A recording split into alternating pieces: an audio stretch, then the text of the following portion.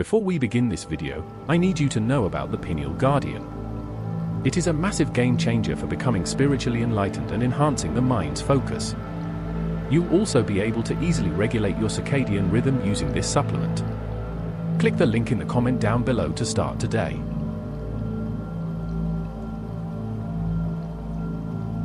Imagine this: you wake up in the middle of the night, your body heavy with sleep, but your mind sharp, alert, as if pulled by an invisible thread.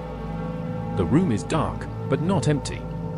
A presence lingers, not threatening, but knowing. You sit up, rub your eyes, and then you see it. A faint glow, hovering just beyond the edge of your vision.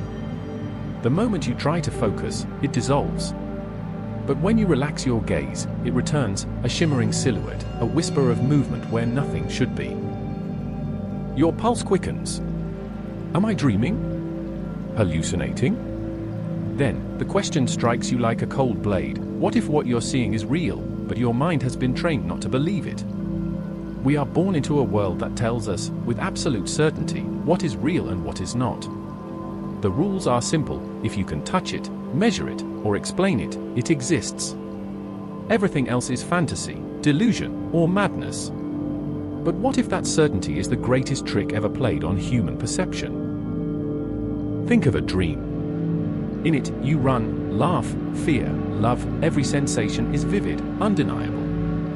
Only upon waking do you dismiss it as just a dream.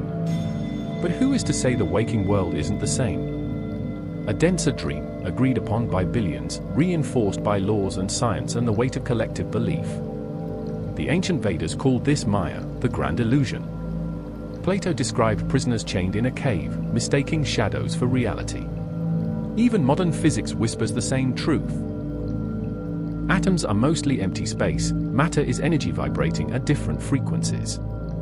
So why do we still see a solid, unbreakable world? Here's the contradiction that should unsettle you: your senses evolved for survival, not truth. They filter out far more than they reveal. Your eyes perceive less than 0.0035% of the electromagnetic spectrum. Your ears miss entire ranges of sound. Your brain edits reality on the fly, stitching together a coherent narrative from fragmented input. This means the real world you experience is a heavily edited simulation.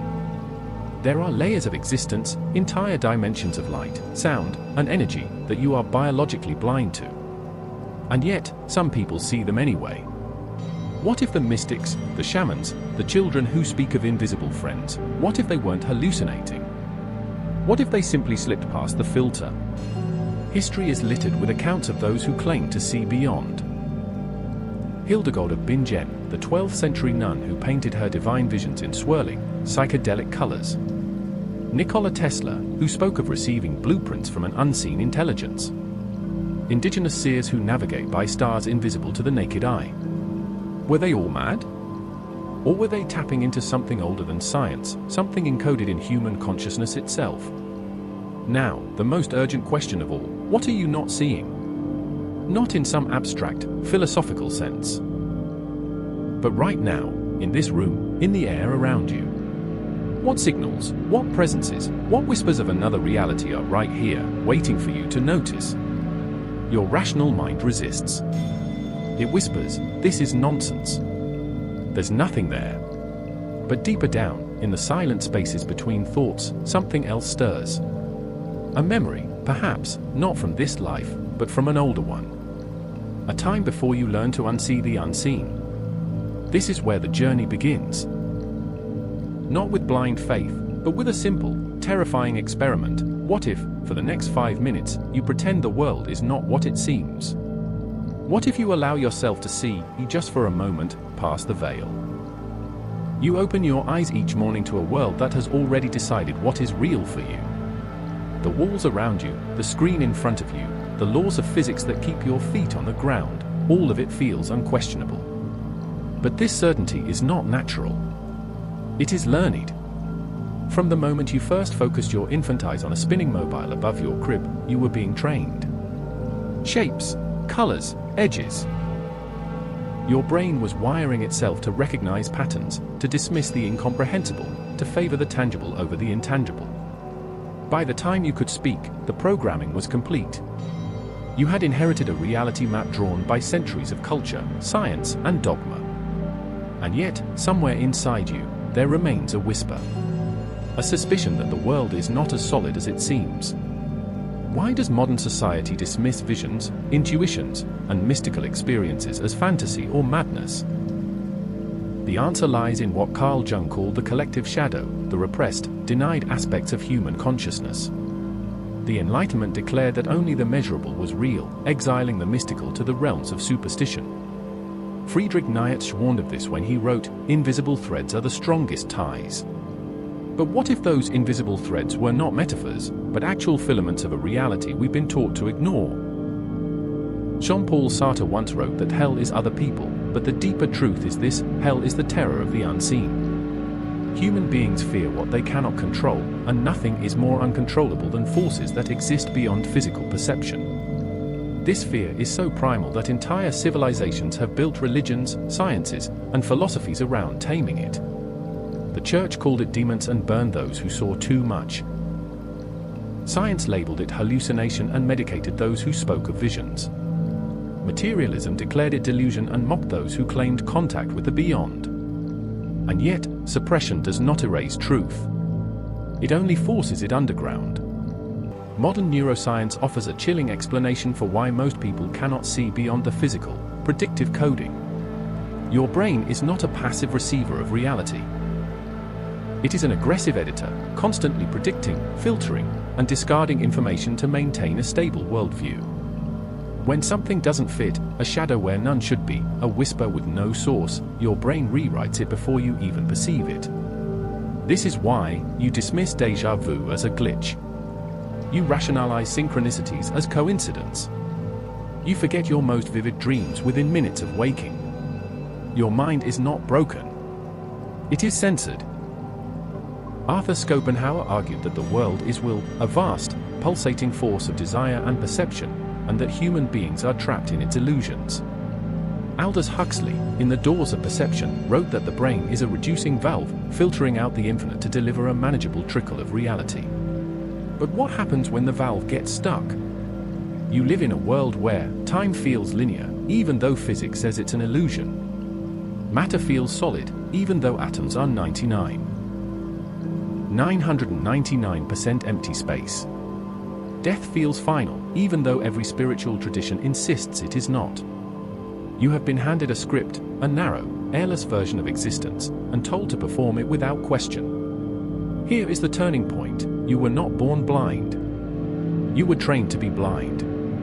But training can be undone. The mystics, the shamans, the artists, the madmen, they are not anomalies. They are the ones who resisted the programming. They are proof that another way of seeing exists. And now, the most urgent question: will you continue to accept the world as you were taught to see it? Or will you dare to look again? You walk through life believing you are free, but your senses are under siege. Every advert, every news headline, every algorithmically curated feed is designed to hijack your attention, to keep you locked in a cycle of reaction, consumption, and distraction. The modern world is a machine that feeds on your awareness, relentlessly pulling your focus toward the trivial so you never ask the dangerous question: what lies beyond this? This is not paranoia. This is the natural consequence of a society built on the denial of the unseen. When you are taught that only the physical is real, you become a prisoner of the immediate, chasing money, status, and sensory pleasures while the deeper dimensions of existence fade into myth. But the cost of this blindness is far greater than you realize. The three great losses. 1. The loss of meaning. Viktor Frankl, survivor of Auschwitz and author of Man's Search for Meaning, observed that human beings cannot endure suffering without purpose. But in a world that dismisses the mystical, purpose is reduced to material goals, career, possessions, shallow relationships. The soul starves in silence. 2. The loss of connection. Indigenous cultures speak of the web of life, an energetic interconnection between all beings. Modernity severed this bond, leaving you isolated in a crowd of strangers. You scroll through social media, aching for a depth of contact that your ancestors took for granted. 3. The loss of power. Every spiritual tradition teaches that humans are more than flesh, that we have latent abilities to heal, to manifest, to perceive beyond the veil. But in a society that pathologizes intuition and mocks the supernatural, you have been convinced you are weak. You believe you make decisions freely, but your choices are constrained by an invisible cage. Cultural conditioning tells you what to desire: a bigger house, a newer phone, while mocking those who seek enlightenment as escapists. Neurological filters prevent you from perceiving anomalies, even when they could save your life. How many near misses have you brushed off as luck? You are a fish in a tank, convinced you are swimming freely, never realizing that glass exists. For some, the tension becomes unbearable. They are the ones who wake up at 3 a.m. with a crushing sense of there must be more. They are the ones who stare into the mirror and wonder, who am I, really? They are the ones who, despite success, despite comfort, feel an inexplicable pull toward something they cannot name. Psychology calls this existential depression. The ancients called it the call of the soul. This is not a malfunction. This is your innate perception breaking through the programming. Now, the critical realization: your entire life has been shaped by forces you were never taught to see. But, and this is the turning point, you can learn to see them. The mystics were right. The scientists are catching up. And you? You stand at the threshold. Will you continue to accept reality as it is sold to you? Or will you dare to look, truly look, for yourself? You cannot escape a prison you refuse to acknowledge. For years, perhaps decades, you've lived inside an invisible structure, one built of cultural myths, neurological filters, and the quiet tyranny of common sense. But today, that ends. Because the moment you realize you've been conditioned not to see, you gain the power to see differently. This is not about positive thinking. This is about perceptual revolution. The 3 pillars of liberation. 1. Rewire your brain's predictive coding. Your mind edits reality before you perceive it. To bypass this, practice defocus gazing. Soften your eyes when looking at objects, allowing peripheral vision to expand. Ancient seers used this to perceive auras. Question your dismissals. When you think that's just my imagination, pause. Ask, or is it? Darkroom therapy. Spend 30 minutes in absolute darkness daily. Without visual input, your brain begins generating endogenous visions. The same technique used by Egyptian initiates. 2. Decalcify the third eye. The pineal gland, your biological antenna for higher perception, is often hardened by fluoride and toxins. Diet. Consume raw cacao, chlorella, and iodine-rich foods, kelp, cranberries. Light. Expose your forehead to morning sunlight, 5 to 10 minutes daily, to stimulate pineal activation. Sound. Use 852 Hz solfeggio frequencies, the vibrational key to the third eye chakra. 3. Reclaim your attention. Attention is the currency of perception. Where you place it determines what you're allowed to see.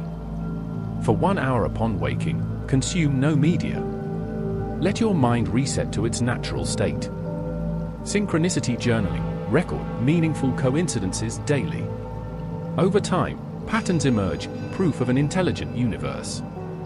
Reverse reality testing. Instead of asking, is this real? Ask, what if this is real? What does that mean?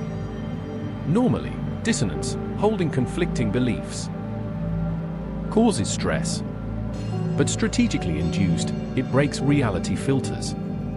Try this: hold 2 contradictory thoughts simultaneously. The world is solid and real. The world is a holographic projection. Sustain the tension for 60 seconds. Observe as your mind stretches to accommodate both, creating a brief window where new perceptions can enter. This is why shamans use paradoxes, why Zen masters speak in koans. The truth is found in the rupture.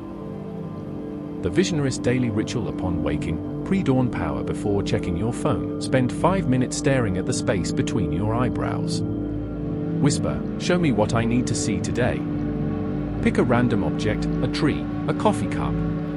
Ask, what does this look like in 4D? Don't force an answer, let the question reconfigure your sight. As you lie in bed, imagine your consciousness floating 3 feet above your body. Picture your third eye as a spinning violet wheel. This primes astral sight. There will come a day, perhaps tomorrow, perhaps in a month, when you experience something inexplicable. A flicker of movement where nothing stands. A face in the corner of your vision that vanishes when you turn. A dream that later unfolds in waking life. This is the crack in the veil.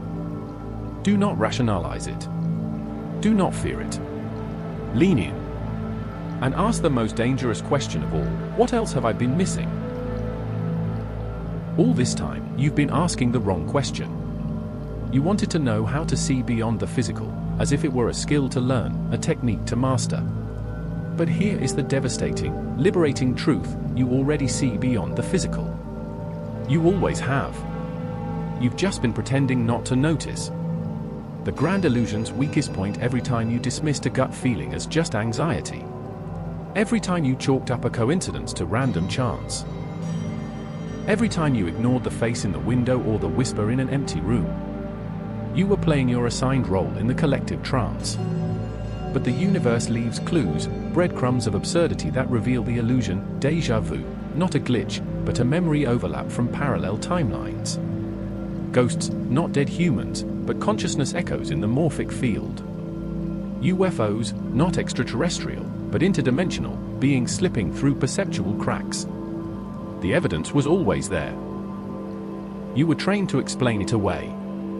Modern physics now confirms what mystics knew: reality is projected.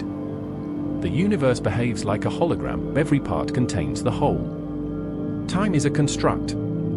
Past, present, and future exist simultaneously. Quantum entanglement proves this. You are the observer and the observed. The double-slit experiment shows particles change behavior when watched. This means your perception doesn't just witness reality, it generates it. Here's what changes everything: the reason you couldn't see beyond wasn't because you lacked ability. It was because you gave your power away. You believed authorities know better. They don't. Consensus equals truth. It never has. Reality is fixed. It's infinitely malleable. But now you know, the veil was never out there. It was in your permission, your silent agreement to stay blind. There comes a moment, perhaps as you read this, when something clicks. A quiet detonation in your chest. A realization that all those childhood imaginary friends were real, all those weird hunches were accurate, all those meaningless dreams carried messages, and the greatest shock. You knew this all along. Now you stand at the precipice. One path leads back to the old world, where things are solid, explanations are tidy, and mysteries are coincidences. The other path? Into the shimmering unknown, where walls breathe, silence speaks, the impossible becomes your new normal. This isn't about seeing ghosts or predicting the future. This is about remembering what you are. A multidimensional being, a cosmic architect, a god who forgot its power, the last words you'll need when the visions come, and they will. When reality glitches, as it must, when others call you mad, they will remember the mystics, the shamans, the seers. They weren't special. They were just the ones who never agreed to look away. Now, will you?